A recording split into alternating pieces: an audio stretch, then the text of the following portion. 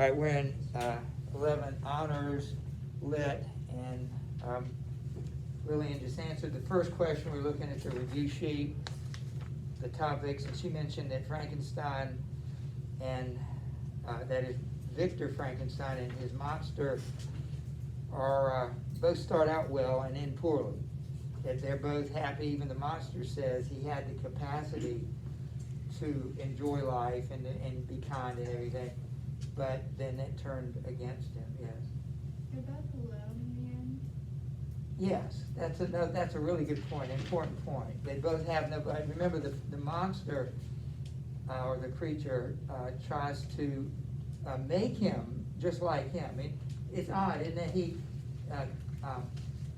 Frankenstein created the monster in a sense in his image, which is what God did. But then the monster creates Frankenstein in his image. In other words, lonely and miserable, and so he turns him into himself in some ways.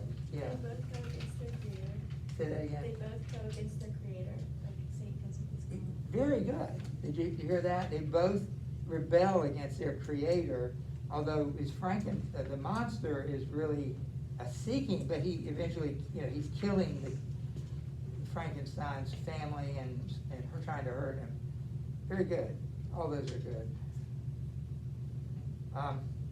I've noticed already on TV, if you look at any of those, just movie channels, just not the demand, those kind that you have to buy, but just the regular TV channels. They're playing Halloween, Halloween 1, Halloween 17, however many. They're playing some of the old black and white movies.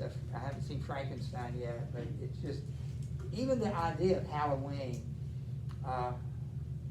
is, kind of weird to me. I don't know what you think about it, the whole monster thing. And I know what does Halloween actually mean. I mean, what was, I don't know a lot about it, but I do know that it's the eve of what? Like Halloween comes before another holiday that nobody really celebrates anymore. What? All Saints Day. Which is, the Roman Catholic Church still celebrates that, All Saints Day, and Halloween is the day before that. And as I understand it, please correct me if you've ever studied it or heard it, but Halloween is like, to me, it's like Mardi Gras before Lent. Why do they have Mardi Gras? Why do they have, isn't there one day before Lent, they just give you the end of Mardi Gras, that, that is that you indulge yourself so that during the 40 days of Lent, you deny yourself, which seems to be very hypocritical. The denial is in order to focus on God. So you go out of your way not to focus on God so that you can focus on God. I don't think that's what it was designed, but Halloween's like that. It's like the day before All Saints Day, all the demons come out. And I don't know if that's exactly what it is. That's how I've always understood it. You know anything else about Halloween? Why the jack-o'-lanterns, why the demons and everything? It was a big deal in my neighborhood when I was a kid. We lived in Atlanta in 1956 to 1961. We lived in apartments and had a road that ran around, and they were like, the apartments, as all apartments, they're kind of right next to each other. So everybody was close together, and it seemed like there were hundreds of children would go all around the street, this circle, and it was big. It was really big. Well, I can't even imagine how many people actually lived there, but it was a big deal. I mean, there were more people then than come to our house. Maybe it's just because where we live, but we don't get a lot of people. Do you get lots of trick-or-treaters at your house? Like some neighborhoods do, some don't. So I wouldn't say Halloween is bigger than it was then, but it seems like people take it more seriously. Adults are more into Halloween than it was just for kids back in those days. Anyway, all those things kind of come to mind. If you watch any TV today, tonight, or tomorrow, you'll see some of these old movies. How does God act like Frankenstein? Flip that. How does Frankenstein act like God? and what are the consequences for his doing so? A lot of these questions overlap, but I just wanted to get them all in. Julian, what do you think? How does Victor Frankenstein act like God, and what did he experience as a result of that? I said he tried to make life like how God made life, but it turned on him and started attacking his loved ones and ruining his life. It does. Now explain, why does it turn on him? Why, the fact that it turns on him, what does that say? I don't know, but it did turn on him because Victor abandoned his creation, unlike how God hasn't abandoned us or anything. Do you remember what he did to Adam and Eve after he kicked his first two creations out of the garden? He just ignored them for the rest of their lives, right? You remember what he did? He made them clothes. He killed an animal, the first animal sacrifice. Now, I'm saying God did this. You know, if God is a spirit, it says God walked with Adam in the cool of the day. God walked in the garden asking, where are you? Even though he knew where they were. God is, what do you mean? God left heaven? Heaven's empty and here comes God? How do we explain that? Who had to be walking with Adam in the garden? Who had to be, had to have come down and been a part of their lives? If it wasn't the Father, who did it have to be? The Son. The Father is spirit. That's why when it talks about the angel of the Lord or anything like that, then we have to think maybe it's the pre-incarnate, not just an angel, but the pre-incarnate Christ. So when you see God walking with Adam in the garden, that was probably our Lord Jesus, because the Father has always been spirit, and he has the spirit, but he doesn't have a physical body. So what are the consequences if you take that further? If you try to act like God, and how in the world would you ever act like God? How do you act like God? Not you personally, but people, and maybe you personally. When do we ever act like God? I mean, when's the last time you thought, I'm God? You know, you'd expect a lightning bolt to come down and kill you. But are there times when you actually do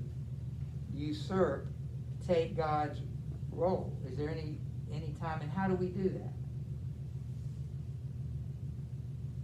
Ever thought of that?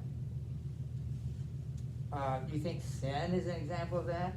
By rebelling against God, we're kind of putting ourselves, how dare we rebel against our Creator, holy God, and yet, we do. Anytime we sin, every single time we sin, we're rebelling against God. If you're a believer, then your sin can be forgiven. It will be. But it's an act of rebellion. So we're acting like God. And this is another question, but how does mankind act like God? Just as a whole, like with science and with technology. You've never thought of these things? I think these are questions the book raises. When the first man, the second man sinned, what's his name? Cain's the second man, right? When he sinned, what did God do? He murdered God's creation. He killed a human being made in the image of God. He broke the sixth commandment, which existed in God's mind but hadn't been written down yet. What happened to Cain? Remember what? Yes. God marked him so that everybody would know what he did, but they wouldn't be able to hurt him. So he protected him. God actually protected the first murderer who murdered one of his people, Abel. And so how in the world can we, murder? It's one of the top 10. Every time we murder, and of course Jesus broadened that to say every time you hate in your heart, you're guilty of murder. You began. He certainly didn't mean that, right? Well, he did mean it. And so these are ways that men act like God. Look, let's skip. We'll keep going because there's another question related to it. How is Frankenstein a romantic novel? Yeah, It has an emphasis on the supernatural, creating life, supernatural, very good. and big emphasis on nature, because a lot of it is just based on the wilds. Exactly, that's a really good point. And how was nature portrayed in the book? Just sort of as almost like the wastelands, I guess. Just really, I mean, this a lot of story occurs out in the forest and in the Alps. And it's the North Pole. Yeah. So- where there's pretty much nobody else. Right, so what does it say, those particular places? No, it's not the Caribbean, it has its own beauty, it's not Myrtle Beach, it's not the, Mediterranean. What do they all have in common? Well, they're all described as like beautiful, and it kind of contrasts with the monster being ugly. Right, And so there's this creature that God did not create that's ugly, and everything else that God did create, which is beautiful. yes, but that's a really good point. How is nature like, you say nature's unlike the monster, because nature is beautiful and the monster is ugly. But what does nature and the monster have in common? Because it's not just beautiful. What do you see in nature as it's described in the book? What's another aspect of nature? The Alps, the North Pole. What can you say about it? Cold. So what'll that do to you? Wear you down. I mean, it'll kill you. I mean, nature is so awesome. It's not just beautiful. It's awesome. It's powerful. It can kill you. It's got power. That's like the monster. The monster he's ugly, but he has power. By the way, we keep saying that he created life. That is Frankenstein. Can you think of other differences in the way he created life and the way God created life? Can you think of some differences in the two? Think about what God did with Eve. He took a body part out of Adam and used it to form Eve. Isn't that kind of what Frankenstein did? He took other people's body parts to create this monster. Maybe that's how they're alike, but how are they different? Like, how did he create the first man? How did God create the first man? Yeah, Adam. He created Adam from nothing, but Frankenstein's just like already pre-dead, like pieces of people. Yeah, I don't see any of you writing this down. I hope you're good with it. I hope you remember it, because if we're talking about it, then these are some of the things that need to appear in your answers on Wednesday, and that is a really good answer.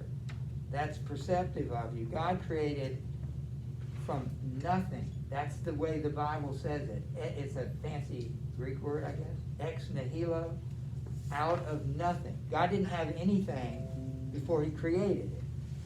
But everything you and I create, we start with what God's already created. Even the human act of having children.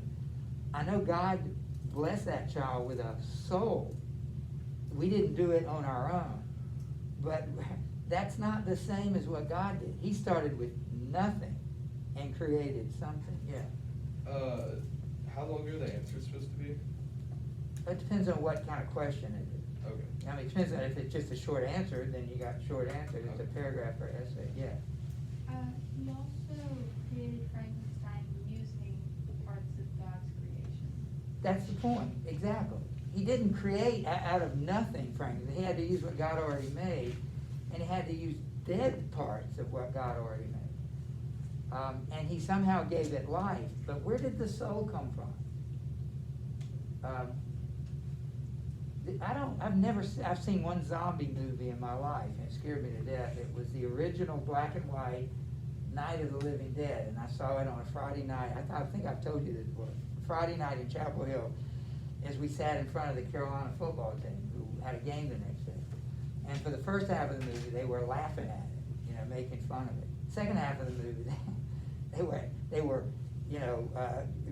giving expressions. Oh, gross! That's I'll never forget the change as the movie got, and it wasn't even in color. But for the day, I guess it was kind of startling. But I've never understood the idea of zombies. Guess it's like ghosts. What are zombies? Why has that idea been so popular in our culture? Are there zombies? What are zombies? It's just like dragons and space aliens and Marvel comic book characters. Aren't zombies a completely fabricated thing? Aren't they? Because what's wrong with the idea of zombies? Why you never have to worry about the zombie apocalypse? Why do you never have to worry about that? A lot of things you have to worry about, but that's not one of them. Why?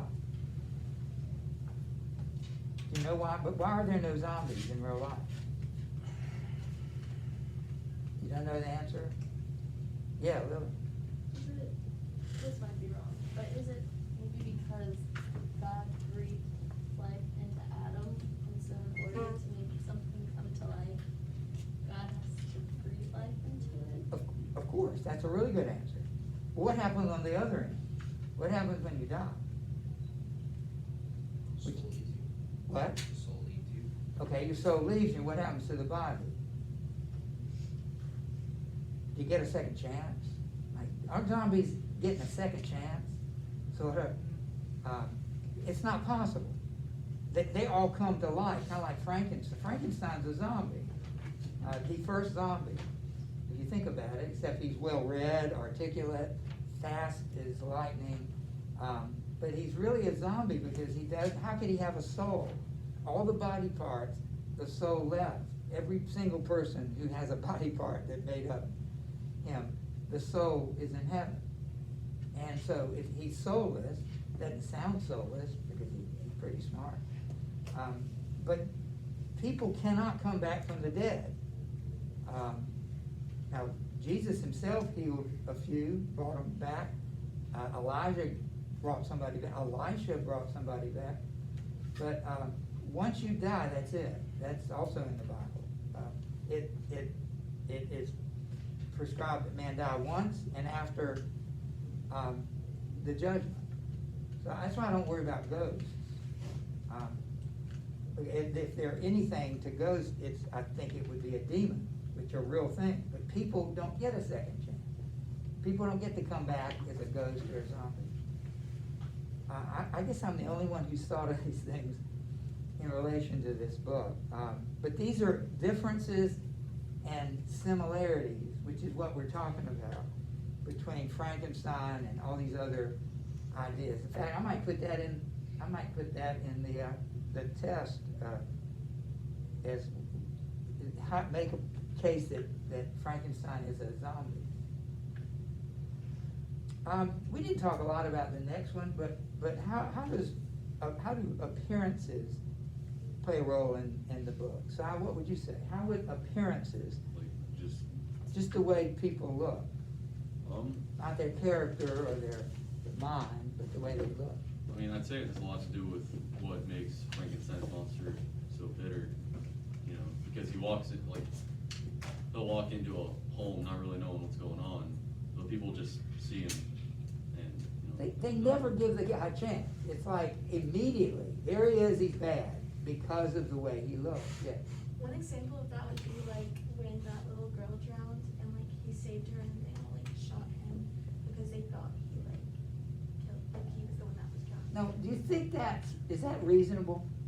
Do you think somebody somewhere would have looked at Frankenstein and said, you're a little bit strange looking, but you seem like a nice guy to me? How come nobody reacts to Frankenstein? Nobody gives him a chance?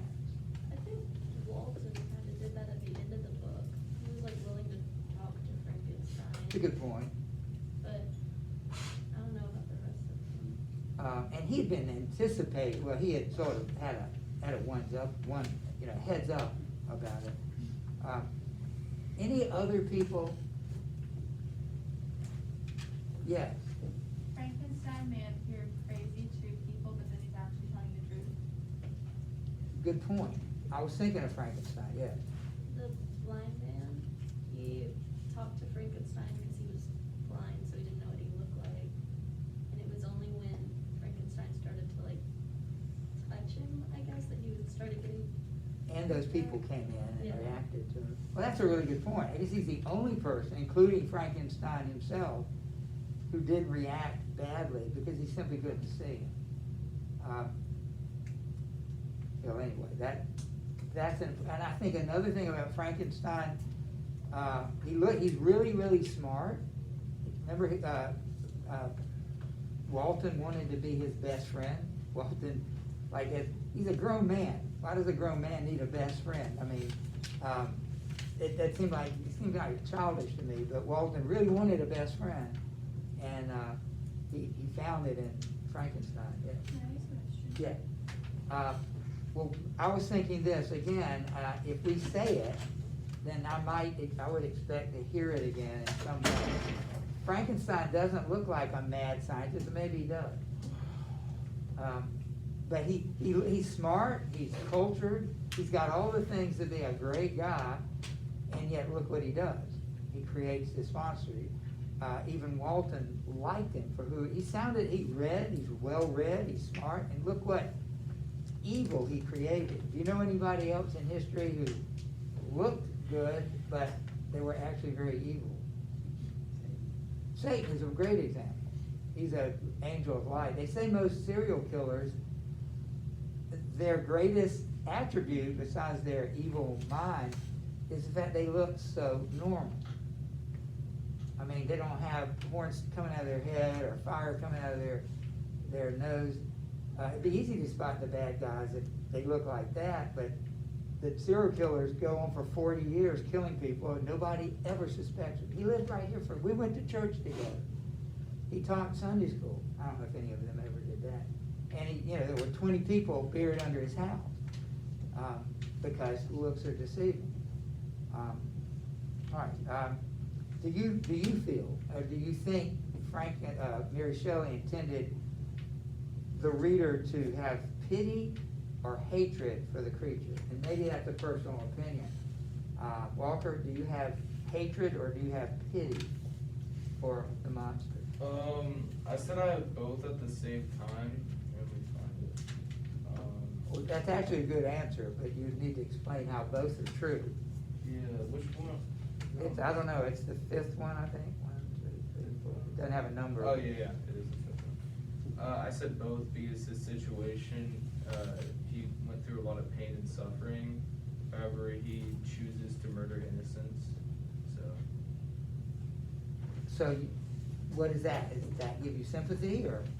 No, not the second one, no. I would say I would have sympathy for what he went through, but not how he decided to, do what he did with what he, yeah. And what does he claim is the reason? Yeah. I was just gonna say I actually disagree with Walker on hatred for what he did, because technically he was never taught right from wrong, because Frankenstein never actually gave him the basics of living and things like that. So he doesn't really know what's right and wrong. He honestly might not have known that it's that bad. He was just kind of attacking people because of his emotions. Wait, then why did he have remorse for it afterwards, if he didn't know if it was right or wrong? And he said he better watch out because he's gonna kill Bert. He's gonna, if he doesn't make him a friend, then he's gonna make. Yeah, so he knows what he's doing. Yeah. He knew the thing that was gonna bring Frankenstein. Yeah, that's why he did it. I think you have a point, though. Just express your point again. I understand what they're saying. I guess my point is that he may have a kind of a sense for it, but he didn't have a childhood growing up where he was actually taught right from wrong. He was not taught anything except through the books. So he did learn some right and wrong through books, but Frankenstein, who should have done it, didn't do it. What were you gonna say? Was I gonna say? Yeah, I thought you. Well, I said that, what I was gonna say to Emma was that, he knew, how he was affecting people because people were reacting in, sadness, so, in a sense, he does know what's right and wrong by the way people react to it. And there's another question that suggests that, he basically had the capacity for good. He wanted to do good, and yet the way he was treated taught him to do bad. One of these questions, well, I don't know if it's one of the questions or not, but we'll answer it now. What does the Bible say about that? Are we born basically good or basically bad?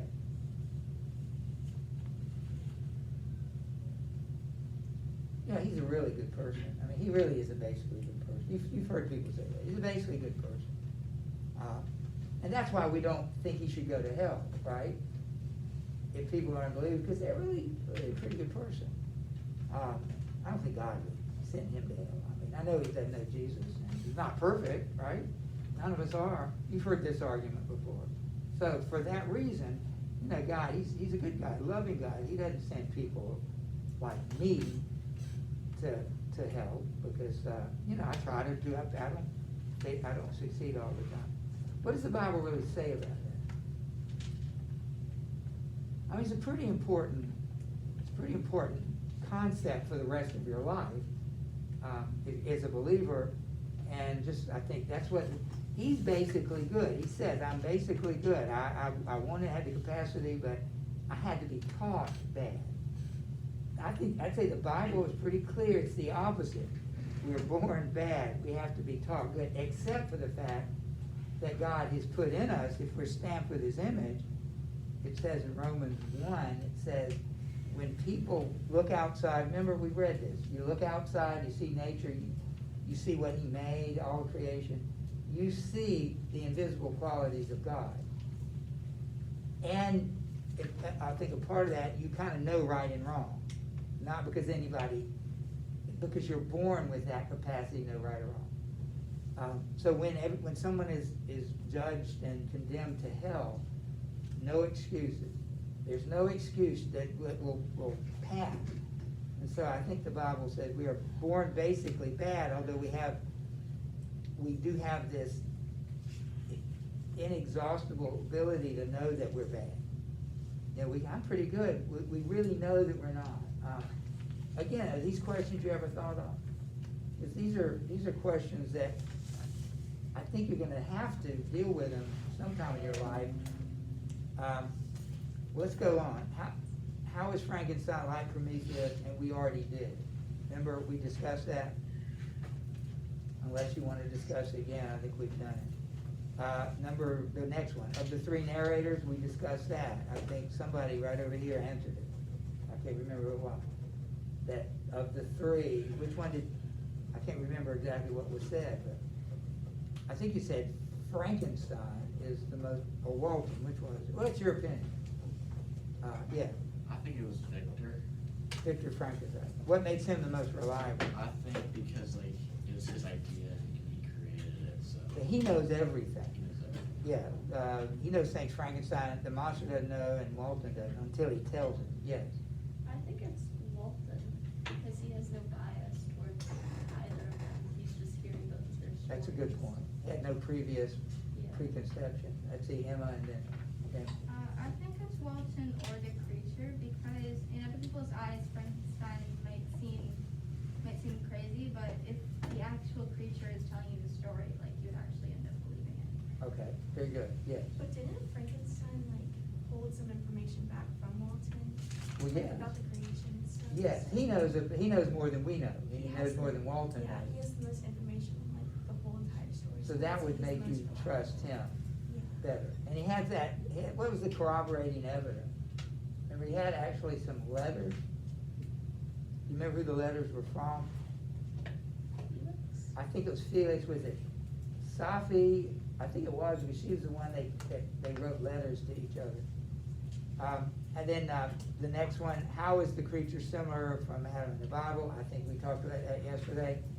How are their relationships to their creator similar and different? We talked about that. I hope you remember. Here's one: is the creature human? Why not?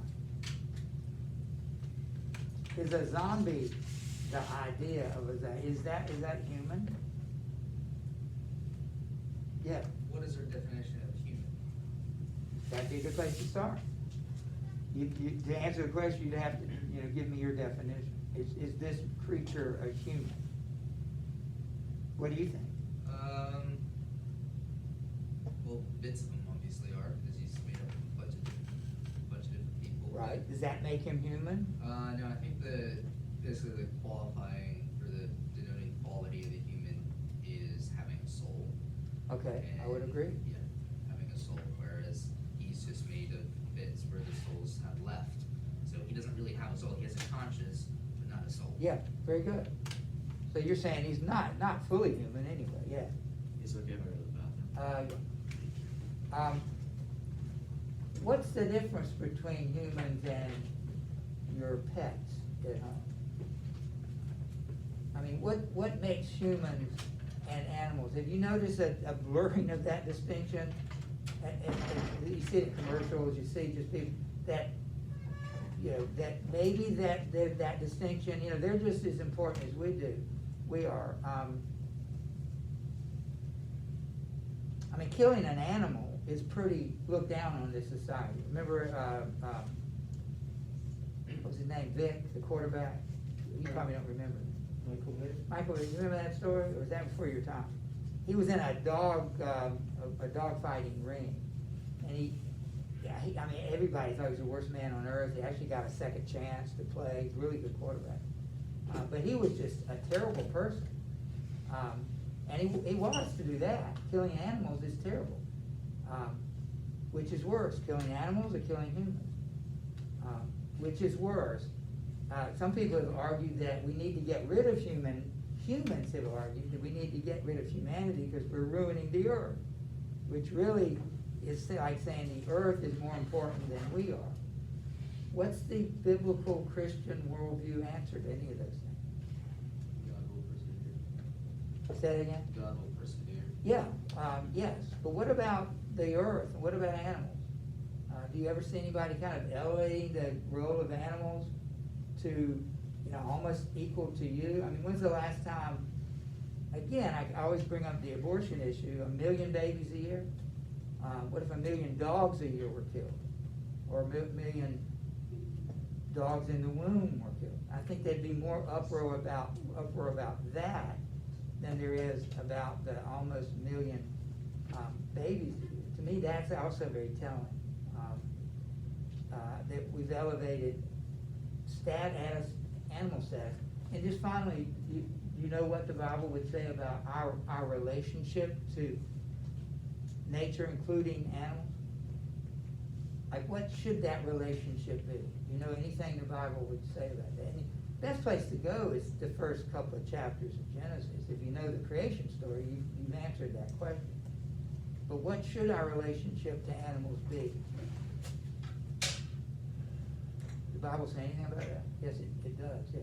Maybe that we should use them as resources, but respect them in a way, like treat them the right way that we can still. I think you're exactly right about that, yeah. Didn't God say to Adam that he was like in charge of like taking care of the animals? It's called, well, first he named them, right? He said, name the animals, even tried to make a animal as a companion, right? Remember he said, Adam was alone, and God said, well, you know, but he couldn't find another companion. So, no animal could be the companion that another human would be. So he created Eve. It's called the cultural mandate, in the first or second, whenever he makes Adam the second chapter of Genesis. He says, you should have dominion over the earth. But I think Lillian said it just perfectly, which means we take care. I think you can tell how people treat other humans if they mistreat animals. They always said that about like young teenagers. If young teenagers are ever, you know, some guys ever caught and they would do mistreating an animal, dogs, cats, whatever. It's in fact around Halloween that used to happen. Then that's a sign that person may grow up to mistreat people. So clearly we're asked to take care of animals and treat them with respect. But we are not, you know, they are not our superiors and they're not our equals. We are at the top of the food chain. Maybe that's a wrong description. Yes, sir. An example of prioritizing the animals, well, I guess over humans or highly, is my godparents have goats. And they put out the water in a big black tub out in their field. And then one day they had the sheriff knock on their door and say, hey, I've gotten a complaint aren't giving your goats water.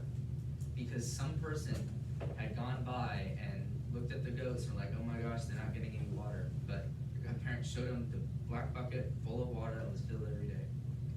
So there's obviously people who are a little overly concerned. That's a really interesting example.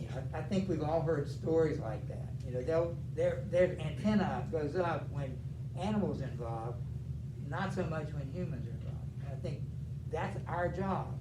We're to know Scripture, if you're a believer, and we're to have a worldview that all filters through that Scripture. So you won't be confused. Gee, maybe you wouldn't be doing that. Now, obviously, not all things are so black and white. You know, there's some tough issues too, like capital punishment. You know, that's a tough issue. But I think the Bible speaks to that. So anyway, but that was a great question at the beginning, particularly, and I like the example. But say, what is human? That's always important that you define your terms. The last three, I think we've done this. I don't think we need to redo this, but this is the one about, she seems to think man is basically good, because the Romantics believe that. That's one of their tenets of their belief, and that is not a scriptural belief. So I don't think we need to do that. What does the novel say about the benefits and dangers of science and technology? Anybody want to try that one? Computers, whatever, cell phones. Have you been paying attention to the kind of the political news? Google and Facebook and Twitter, they're all making decisions as to what you and I can put on there.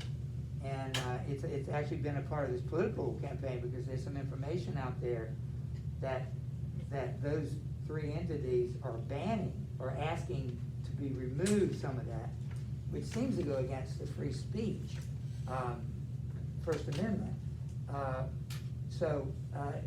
We've created this wonderful device, this technology, but now it's become, are they watching you from your computer? Are they following you on your phone? Yeah, they can track you anywhere on your phone, yeah.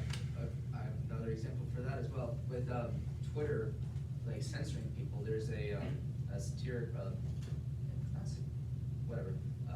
there's a journal or whatever called the Babylon Bee. It is satirical. It is satirical. Yeah, it's satire. Yeah, satire, that's what it is. But they were talking about something, and then they made the Monty Python reference, which is like weigh her with a duck, or something, like to determine if she's a witch or not. And then Twitter just blocked them, or like removed their access from everything. And they're like, it's a Monty Python reference. So maybe sexist, is that what they were saying, the remark? I don't know. I don't know why they did it. It was. But either way, they're making these decisions and usually comedians could say just about anything, as long as you didn't say it, you know, in a private club and people paid money, they knew they're getting into it. You could say all the bad words, of course, you still can do that, but you could make fun of anything. Even, now that's an example of comedy being censored, yeah. Could it be saying that technology and science could possibly be our downfall? How do you see that? How do you see that being as our possible downfall? Well, Frankenstein could represent humanity, and the monster could represent like an advance of technology, since he literally Very created good. life, and that was like literally his downfall. It also goes along with the emphasis on the love of nature with romanticism, because they see technology and like the furthering of humanity towards the future as bad, and they like to go back to their roots, to nature. Very good, and you made me think of the old science fiction movies that always had the robot getting out of control, something that man made, and then the robot took over. They seemed silly at the time, because robots would walk around, you know, with legs and arms, and now we don't see robots that way. They're more this technology that on phones and everything, but they're determining now what's right and wrong. Twitter is determining what's right and wrong.